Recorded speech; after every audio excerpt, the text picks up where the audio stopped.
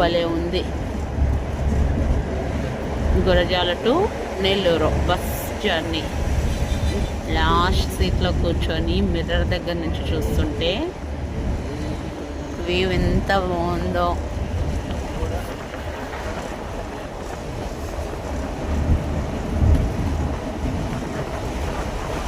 చూడండి, అసలు క్లైమేట్ చాలా కూల్గా ఉంది.